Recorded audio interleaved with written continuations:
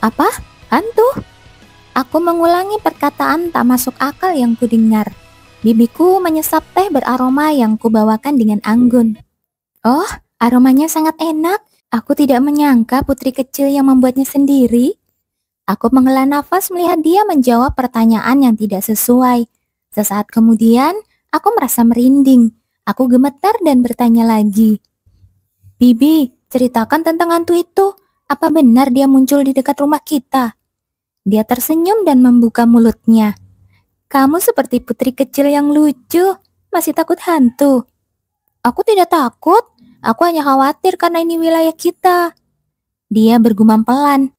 Sayang sekali. Lalu dia menjawab. Ada kamp tentara bayaran di dekat rumah. Banyak orang yang melihat halusinasi saat melewati jalan terpencil di sekitar sana. Halusinasi? Aku bertanya lagi karena aneh dia menyebutnya begitu, bukannya hantu.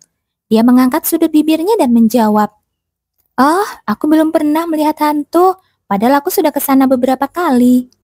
Kesimpulannya, dia memang sengaja pergi ke sana untuk melihat hantu. Ini memang benar-benar seperti Bibi. Tapi kenapa aku berpikir seperti itu? Aku bahkan tidak mengenalnya dengan baik, tapi sudah merasa familiar dengan perilakunya. Saat aku diliputi perasaan deja vu, bibiku berkata, Jubilian, kalau penasaran, kenapa tidak pergi ke sana saja? Tidak, sekarang sudah mau sore. Oh, putri kecil kita ini sudah pandai mencari alasan ya. Aku yakin bibiku bisa membuat siapapun frustasi. Aku bahkan berpikir mungkin Geraldine tidak datang ke rumah ini karena Bibi. Apa kamu takut?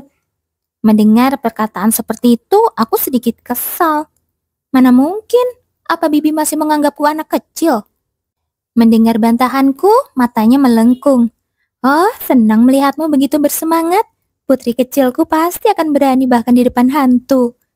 Baru saat itu aku menyadari bahwa aku sudah termakan perkataannya. Aku buru-buru membantah, tapi dia sudah bangkit. Selamat jalan. Jika kau melihat hantu, jangan lupa beritahu aku ya. Mendengar itu, aku hanya bisa menghela nafas. Ya sudahlah, tidak mungkin juga ada hantu. Aku akan pergi jalan-jalan sebentar. Max datang ke sini dengan penuh semangat untuk bertemu dengan Jubilian secara kebetulan.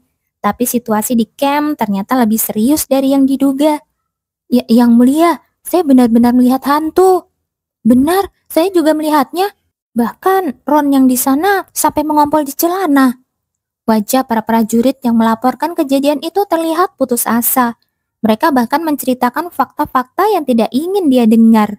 Wajah Max dipenuhi dengan rasa kesal. Tuan, biar saya yang menyelidikinya. Fresia dengan hati-hati menawarkan bantuan. Tapi Max mengerutkan kening dan menggelengkan kepalanya. Tidak, karena aku datang untuk menggantikan Victor, aku akan memeriksanya sendiri. Max bangkit dan berjalan menuju pintu. Dia menatap para bawahannya yang hendak mengikutinya dan berkata, "Jangan ikuti aku, kalian hanya akan menyusahkan." Max berjalan cepat menuju tempat hantu itu muncul dan mengerutkan kening. Apa yang begitu menakutkan dari hantu sampai mereka berlebihan seperti itu?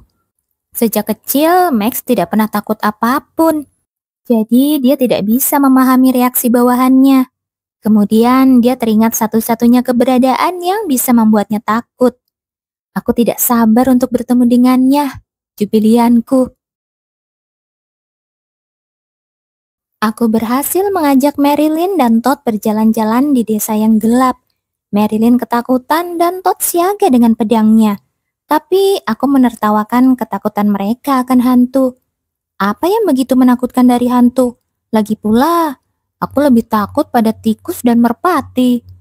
Keduanya seperti sangat ketakutan oleh sesuatu, seperti orang-orangan sawah yang tertiup angin.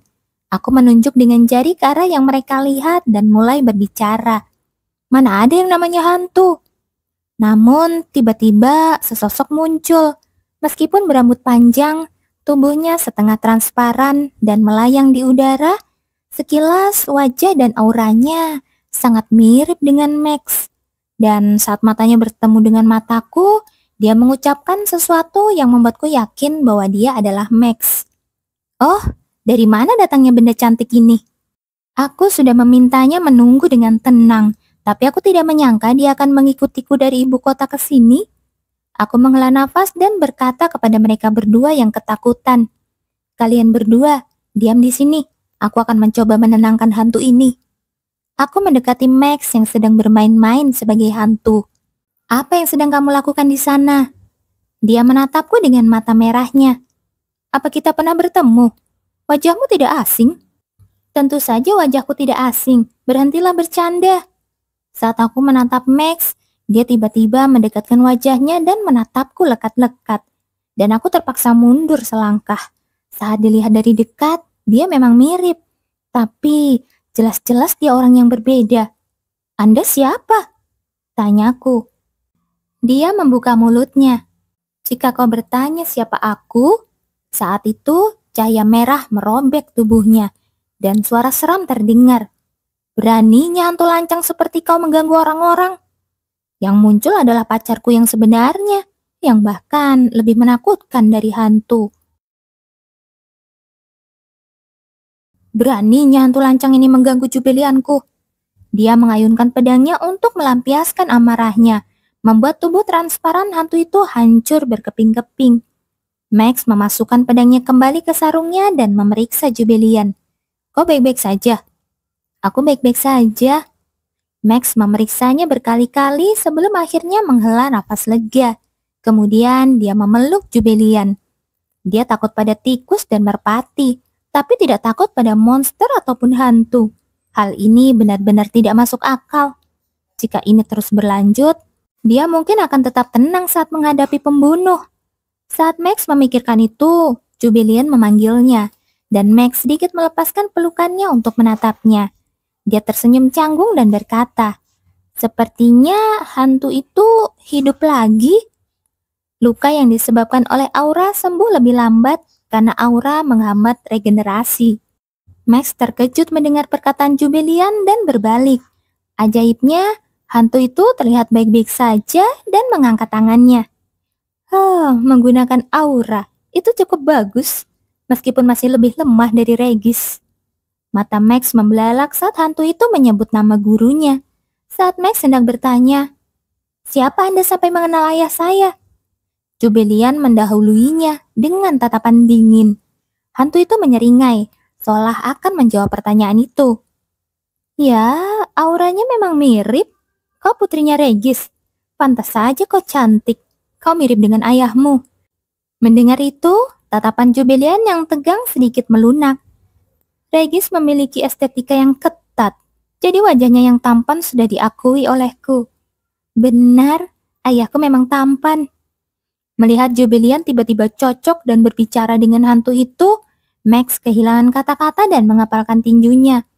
Hantu itu tiba-tiba menghilang. Saat Max mengedarkan pandangannya mencari hantu itu, sebuah suara bergema di kepalanya. "Anak muda, kau menyukai Putri Regis?" Max tersentak dan mengerutkan kening. Apa itu? Aku berhalusinasi. Aku sudah hidup lebih dari 2000 tahun, dan kau adalah orang pertama yang menganggap telepati sebagai halusinasi. Jadi kenapa kau berbicara denganku? Penyihir. Hantu itu tertawa dan menjawab, "Kamu salah, tapi jawabannya hampir benar. Jadi aku akan berbaik hati. Jika kau menyukai Putri Regis, kau harus mempertaruhkan nyawamu untuk melindunginya di masa depan." Kenapa? Aku ingin memberitahumu, tapi ada yang mengganggu. Aku pergi dulu. Apa? Tunggu dulu. Dia memanggil hantu itu, tapi tidak ada jawaban lagi. Max merenungkan kata-kata hantu itu dan mengangkat sudut bibirnya. Aku sudah lama bertekad untuk mempertaruhkan nyawaku demi dia. Jalan-jalanmu cukup lama. Sudut bibir Jubelian terangkat. Papa? Aku senang ayah tiba-tiba muncul. Setiap kali aku melihatnya begitu peduli padaku, aku merasa lega karena dia tidak berubah seperti dulu. Saat itu, Max mengaitkan lengannya ke lenganku dan berkata, "Jalan-jalan kami belum selesai. Saya akan berada di sisi Jubelian. Jadi jangan khawatir dan kembalilah, guru." Mendengar itu, ayah menatap Max dan berbicara dengan wajah acuh tak acuh. Baiklah Max, kau antar dia pulang sekarang. Jika tempatmu tidak nyaman, kau boleh menginap di rumah kami. Max terlihat terkejut dengan undangan yang tak terduga itu. Saat sampai di rumah, ada gambar masa kecilmu kan? Aku terkekeh melihat Max bertanya dengan suara penuh semangat. Oh, benar juga. Itu kan tidak ada di ibu kota. Semua jejak masa kecilku ada di sini. Jadi aku jarang mengingat masa lalu. Tentu saja, aku akan menunjukkannya di rumah. Lalu Max menggendongku. Ayo pergi. Kakiku sebenarnya baik-baik saja, tapi dia menggendongku seperti seorang putri. Di sisi lain, aku juga merasa senang. Aku lelah berjalan di jalanan yang tidak rata. Jadi, ini bagus. Setelah putri dan muridnya menghilang dari pandangan, wajah Regis menjadi dingin. Keluarlah Fafnir. Dia memanggil dengan nada membunuh, dan seekor naga muncul.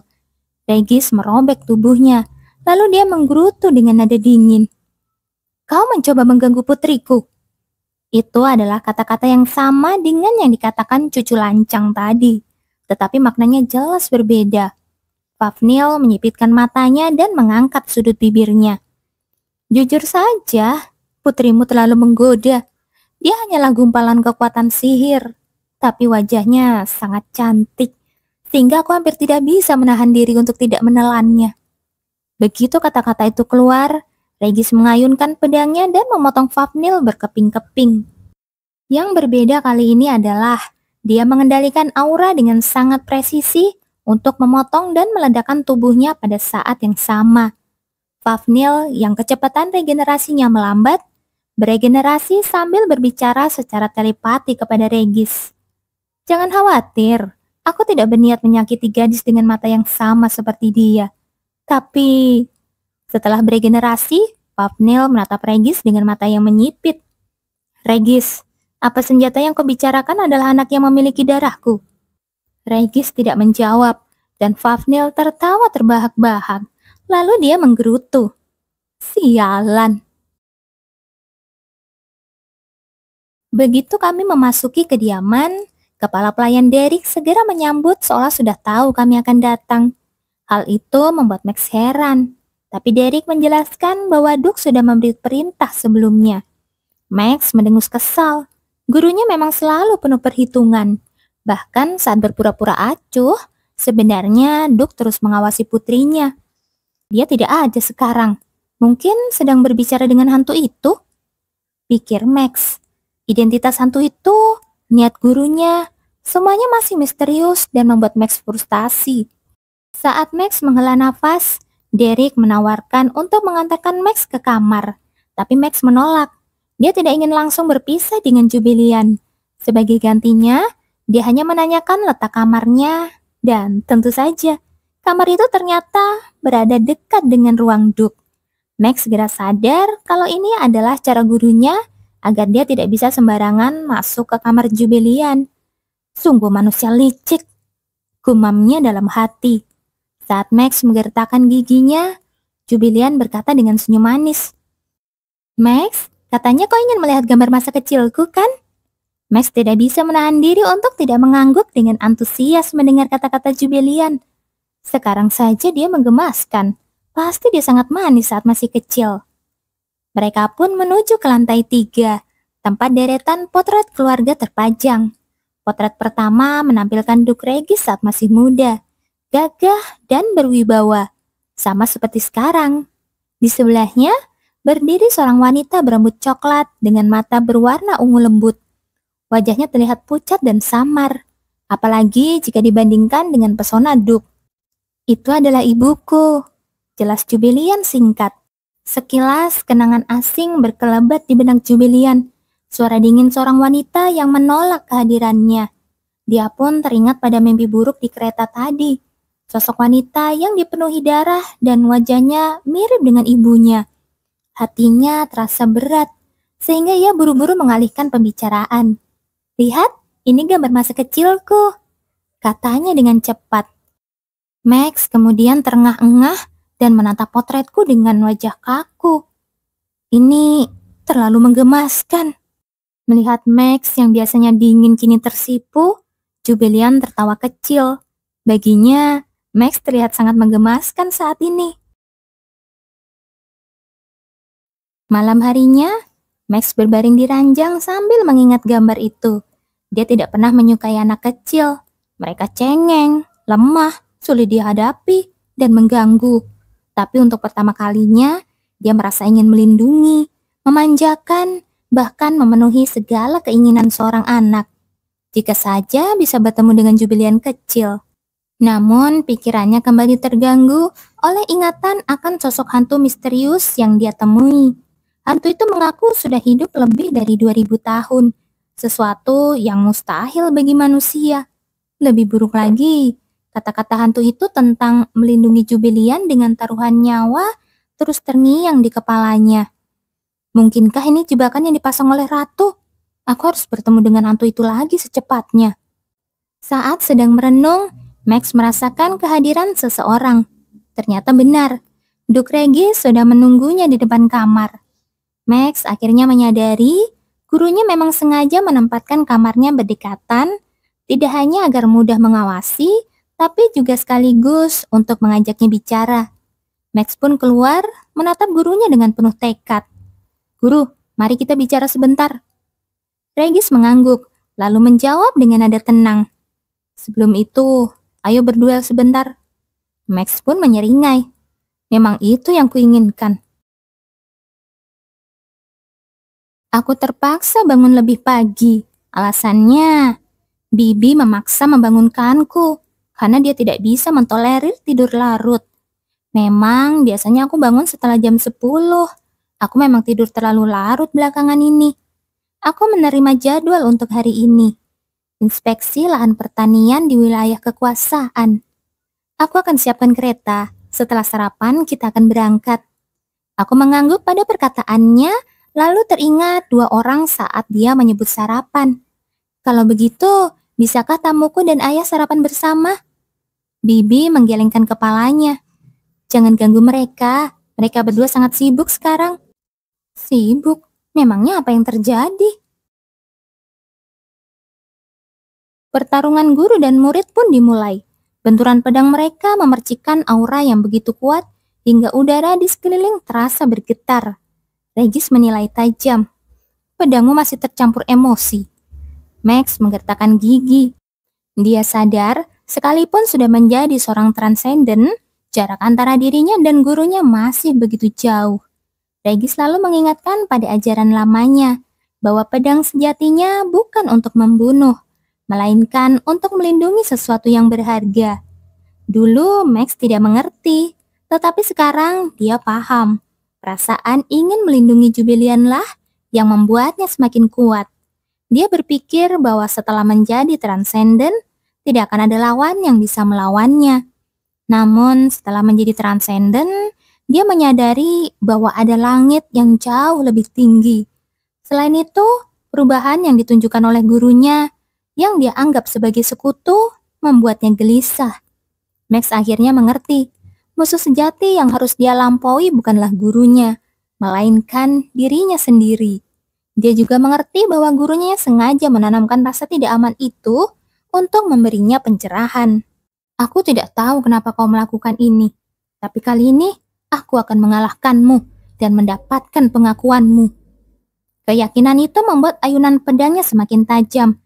Auranya menyala merah, hingga Regis pun terkejut sekaligus kagum melihat perkembangan muridnya. Senyum tipis pun terlukis di wajah Duk yang terlihat sangat puas. Jauh di istana kekaisaran, kegemparan lain terjadi. Kaisar menerima laporan dari Gale, pemimpin Dragon Knights, bahwa kediaman Ibu Conpirex terbakar. Para pengawal yang ditugaskan untuk mengawasi malah tertidur, sehingga insiden itu tidak terdeteksi lebih awal. Kaisar murka, seorang sandera hanya berguna jika dia tetap hidup. Bila Pirex mengetahui ibunya tewas, dia mungkin akan membocorkan segalanya kepada putra mahkota. Di tengah amarah Kaisar, muncul Mikhail. Dengan wajah tenang, dia menyampaikan kabar yang mengejutkan, bahwa Conpirex sendiri sudah dieksekusi oleh putra mahkota, dan dia pun baru saja memastikan jasadnya.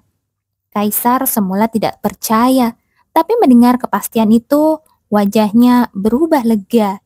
Sikap rendah hati Mikhail dan fakta bahwa dia adalah orang pertama yang membawa kabar itu membuat Kaisar sangat terkesan. Dia bahkan menawarkan hadiah dan secara terbuka menyebut Mikhail sebagai calon menantunya. Mikhail menunduk hormat, tetapi di balik sikap tenangnya, bibirnya melengkung dengan senyum penuh ambisi. Akhirnya, kata-kata yang selama ini ia nantikan keluar dari mulut Kaisar sendiri. Dan setelah Mikhail meninggalkan ruangan, Kaisar termenung. Dia mengernyitkan dahi. Penasaran kenapa dari sekian banyak harta karun, Mikhail justru meminta sebuah pedang tua yang tidak berguna. Senjata itu, meskipun dikenal sebagai pedang yang dikasihi dewa perang, sebenarnya hanyalah seonggok besi tua tanpa kekuatan apapun. Kaisar mendengus geli. Aneh memang, tapi setidaknya Mikhail jujur dengan keinginannya. Dia menyadari alasan sebenarnya mengapa Mikhail bisa lebih dulu melapor tentang eksekusi Konpirex. Jelas karena Mikhail sudah lama menunggu kematian pria itu demi merebut kedudukannya. Kaisar bahkan sempat mempertimbangkan untuk mengangkatnya sebagai komandan pengawal kekaisaran. Namun pikirannya teralih ketika kepala pelayan masuk, membawakan laporan terbaru tentang gerak-gerik Duk Floyen. Kaisar telah memerintahkan para kesatria naga untuk mengawasi rumah bangsawan Floyen untuk mencari tahu kemana Duk Floyen pergi. Kaisar menyeringai sinis. Mereka melakukan inspeksi wilayah.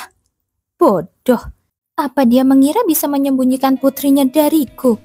Dia sempat menatap cincin di jarinya, lalu menggeleng. Tidak, ada Max di sana.